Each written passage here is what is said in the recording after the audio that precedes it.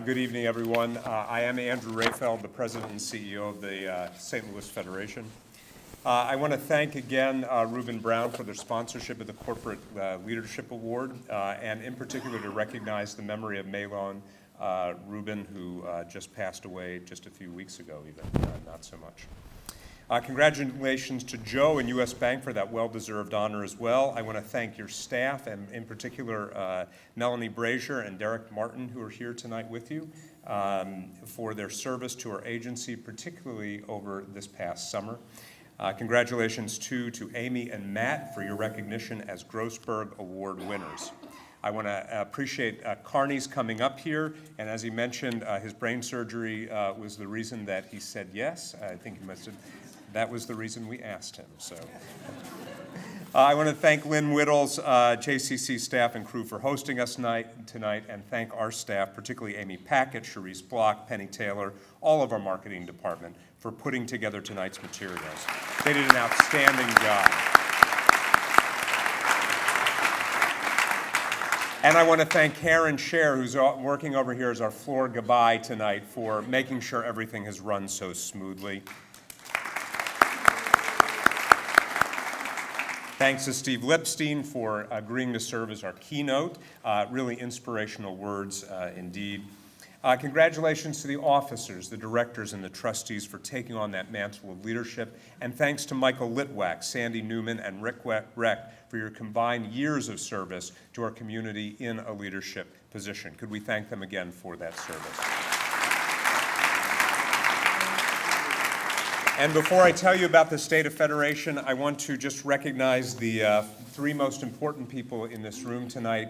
My daughter, Emma, my wife, Miggy, and of course my mother, Beverly, that many of you have come to know over the past 7 years that she's been here at Federation. And since you're not a staff member, I don't have to worry about HIPAA. And thanks to BJC for all of the service that they've given you, that you are here today after 7 years. 6 months ago, I found myself sitting in a large social hall in Havana, Cuba, watching members of the local community engage in Israeli dancing. I was there as part of a Federation mission to Cuba, led by Jack Deutsch and Myron Jacobs, and terrifically staffed by our own Lori Wishney. The dancers were honoring a young woman who had led the Kabbalat Shabbat service the night before as part of her bat mitzvah. We sat among a local group of 200 vibrant, engaged Jews, who then celebrated one of the most moving Havdalah services I've ever attended. It was somewhat remarkable because while the population of Jewish Cuba peaked in 1959 with 500 members, just 20 years ago, only 500 people were left, its members often unable to gather for prayer and suffering the kind of poverty and ill effects of communism seen through the country. But in 1992, as Soviet influence was evaporating, Cuba opened up ever so slightly. The president of what little remained of the Jewish community there took that opportunity to reach out to the Joint Distribution Committee, the JDC, one of Federation's partner agencies. A surprised JDC staff member at the other end of the phone, sitting at his desk, received the call and heard on the other side, "Hello, I am the president of the Jewish community in Cuba, and I'm wondering if there's anything you could do to save us from extinction." It was in Spanish, but that's what he heard. The JDC, part of the federated system, immediately went into action, mobilizing resources to provide social service and health programs, a needed pharmacy, food support to a community that lived on a salary of $25 a month. And we, our federated system, funded transportation to connect seniors, to gather to celebrate Shabbat and holidays, eliminating the isolation that often plagues older members of a community, very much like the work that Karen Berry Elpert has done here in St. Louis through her decade-long stewardship of our naturally occurring retirement community that Patty talked about earlier. We organized and trained local Jewish leaders who are now running religious schools, youth groups, and camps for children. And like everywhere we operate, our relief efforts also support non-Jews who are closely intertwined with the Cuban Jewish community today, targeting the particular needs of the Jewish people, even as we use Jewish values in service to all, a theme that you have heard throughout the evening. Thanks in no small part to these efforts, the community is on path to a rebirth, numbering now about 1,500 members. Now, isn't that the core of why we are here tonight, doing what we're doing at Federation? Our mission includes the call to preserve and enhance Jewish life in St. Louis, Israel, and around the world. And we are indeed part of a world historic story, something bigger than ourselves, as recent events have made clear. Whether in Cuba or in the Ukraine, standing in solidarity with all Israeli citizens who suffer under the horror of terror attacks from the sky and infiltration from underground this summer, and providing community support here in St. Louis to low-income seniors, the disabled, advancing Jewish education and engagement through our synagogues and agencies, hoping and helping all of us to live lives of dignity as Jews and to see our Jewish values in service to all. And so it is that I'm happy to report that the state of our federation, of our Jewish community, is strong, is stable. It's on renewed foundation for growth. I want to briefly highlight some of our accomplishments from the last year and give you something to look forward to for the next. This past year, Federation launched its first community study in 2 decades, a study that will identify our community needs. The study has been overseen by a volunteer advisory committee chaired by Les Sturman and directed by senior planner Susan Scribner of our Federation staff. It was made possible through the leadership and support of Harvey and Terry Hyken, with additional support from the Morton J. and Morton D. May Fund of the St. Louis Community Foundation, the Lubin Green Foundation, 2 anonymous donors, and contributions from donors like you. The findings of the study will be critical to our work and widely distributed. We look forward to sharing the results with you when we get them in early 2015. While the community study is a necessary tool to secure our future, we are already building a new model of Federation as a community development organization that will be prepared to answer its call. Our community development work will build on our integration with CAGE, the Central Agency for Jewish Education, a process begun this past spring through the vision and efforts of CAGE Board Chair John Greenberg and immediate past Chair Marcia Moskowitz.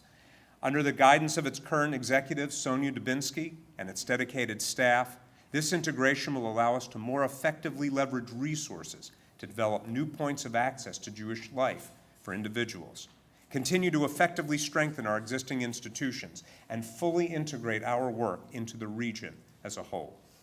Our Millstone Institute will continue its transformational work in the community through this department as well. We expect to see full integration in the first half of 2015. Third, we continue to recognize the importance of our connectedness with our people the world over, fostering close connections with Israel. But a new model of federation must approach this in a manner that builds support for a sustainable, democratic, pluralistic Jewish state, in which we cultivate an attachment to all of its people, its history, its culture, and its land. Israel's history is increasingly that of a mature democracy, a fact that's often ignored in the media. And thanks to the vision and support of Pam and Ron Rubin, we have ways of getting people from our community there through the Rubin Israel Experience so that they can experience that for themselves. But like most mature democracies, our own community has very different visions of what Israel's politics and policy should be. Federation takes no stands on the politics. We continue to support the citizens of Israel in their time of need, defend the right of the state to defend itself from attack, and provide robust opportunities for Israel engagement from our community, like the Rubin Israel Experience. This summer alone, our community responded to Israel's need, raising over $470,000 from hundreds of donors in this community. That support not only gave relief to civilians and to children who were in the south to move them under protection in the north, it gave reinforced shelter to the disabled, unable to move to bomb shelters quickly enough. And it was 30% higher than what our national organization believed the potential of this community was to support our people in Israel. And I want to thank, in particular, who's here tonight, Heschel Raskus, who served as national co-chair of the allocations, allocating over $30 million that they're system-wide raised for relief. We should be proud of our standing by Israel at this time of need, no matter what our view of the conflict was.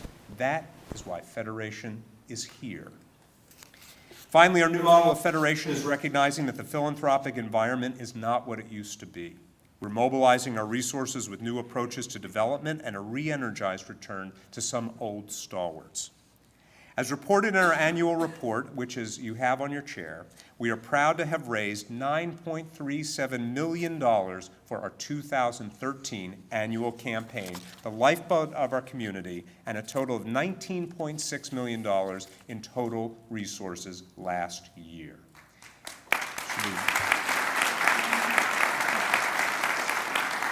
This is testimony to our volunteers and staff, including last year's campaign co-chair before she became board chair, Patty Krogan and Lee Wolansky, and new vice chairs, Harvey Wallace and Jane Rudman Weiss. Can we thank them for all of their works? And I want to make a special note to Rachel Peerless, Associate Director of Development and Director of the annual campaign, and our entire development staff who really stepped up to the plate in 2013. Most importantly, that level of support speaks volumes to your commitment, the commitment of the people in this room, the commitment of this community to meet the needs that we have. We also acknowledge that increasingly the need of all of our donors to be inspired will rest on a more targeted approach that builds upon the annual campaign.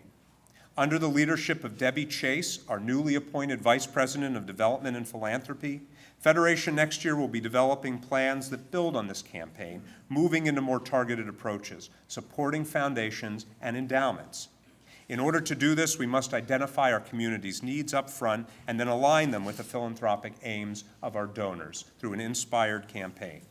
As part of this effort, look for the wisdom of our Vice President of Planning, Stephen Cohen, and Vice Chair Ruth Raskus to integrate with our development work, identifying community needs before we go out raising money for them. These new development efforts have tremendous promise and have already resulted in the new Reuben Brown Corporate Philanthropy Award that we've just celebrated, part of a renewed effort to engage business and corporate partners in our community. But there's more.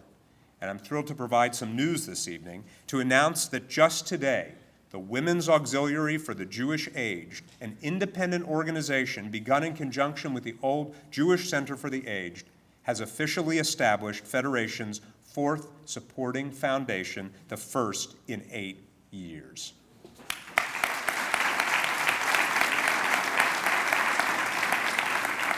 The new Women's Auxiliary Foundation for Jewish Aged will support programs to ensure the dignity and honor of the Jewish elderly. We are honored by their trust in our stewardship and service, and I want to welcome two of their members, Susie Harris, who will serve as president. Susie, where are you this evening? Right here. And Jean Payuk, who will serve along with Federation's representatives on the board. Please rise and thank you.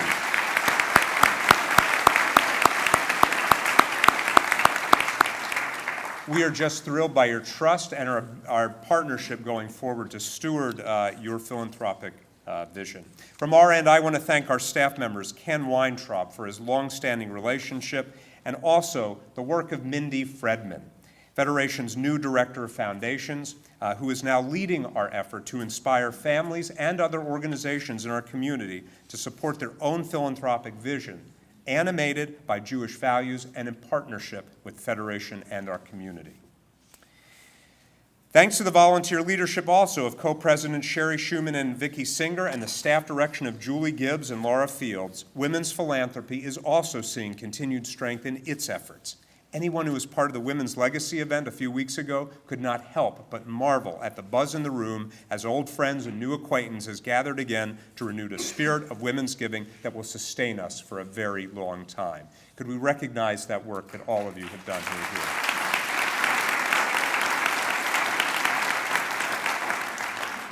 And it's so important that to recognize that part of the reason we've established these trust relationships with so many funders, so many donors, so many organizations is because of the hard work of our fiscal staff, led in particular by our Director of Fiscal Services, Sandy Janet Schwarzen.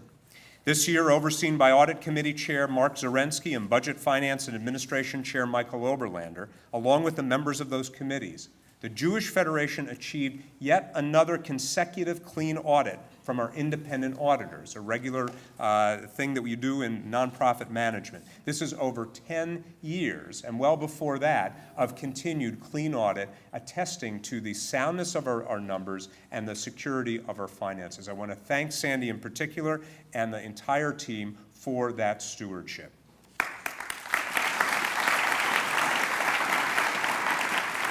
Our community investments in the shared investment pool continue to grow at an annualized rate of about 7% over the last decade, thanks to the leadership of David Kaslow and Federation's Investment Committee.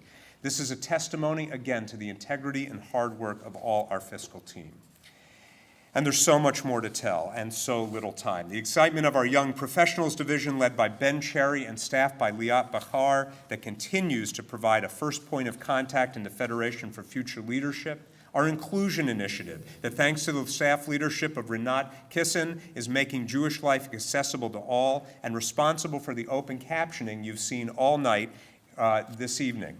The vibrancy of our Holocaust Museum and Learning Center, led by Ken Hirschfeld and Director Gene Cavender. The sheer activity within the Brodsky Library, again, led by Paul Kravitz and Director Barb Rasnick. Are they keeping up? Federation continues its transition to a new model that will aim to engage all Jews in St. Louis, no matter how many our community study finally tells us we now have. So I want to thank two other individuals before closing tonight. First, although he stepped down as board chair last year, Bob Millstone has been a continual source of guidance and support this year, and I want to individually thank you for that continuation in service.